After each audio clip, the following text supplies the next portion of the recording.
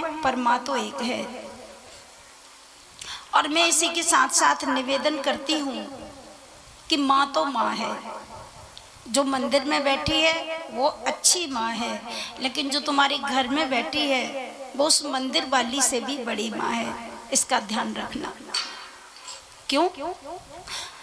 आप यदि वैष्णो देवी दर्शन करने के लिए जाएंगे और आप अपनी इच्छा लेकर जाएंगे तो माता जी आपकी इच्छा जरूर पूरी करेंगी, मुझे पूरा विश्वास है। आप वैष्णो देवी में भंडारा चलाएंगे तो माँ कितनी खुश होगी कि मेरे भक्त ने भंडारा चला दिया, सब लोगों को भोजन कराया, प्रसाद दिया।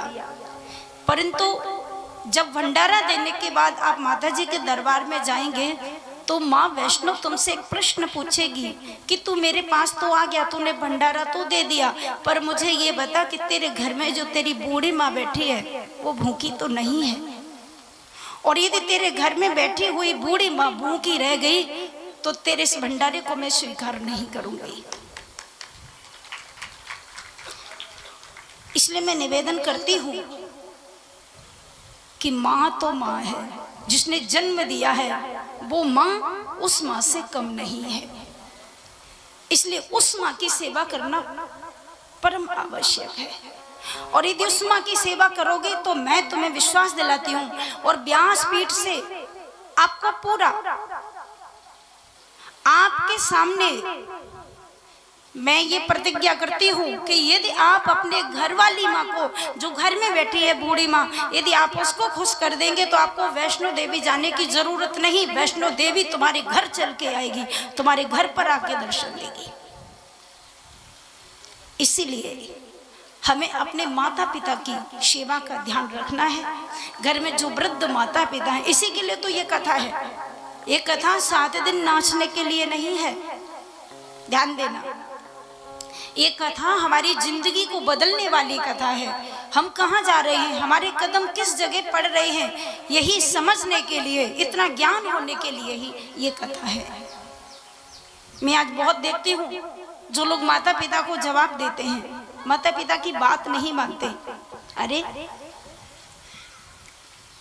जिनको माता पिता होते हैं वही सौभाग्यशाली होते हैं, और जिनको माता पिता नहीं होते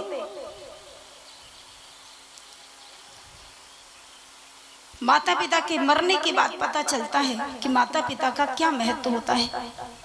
जब तक वो जवान है तुम्हारे लिए कितना कुछ किया उन्होंने, और जब बुढ़ापा आ गया तो तुम उनको वृद्धाश्रम में भेज देते हो, तुम उनको घर पे भोजन नहीं देते। धिक्कार है ऐसे लोगों के लिए। ऐसे लोगों को तो कथा सुनने के लिए भी नहीं आना चाहिए।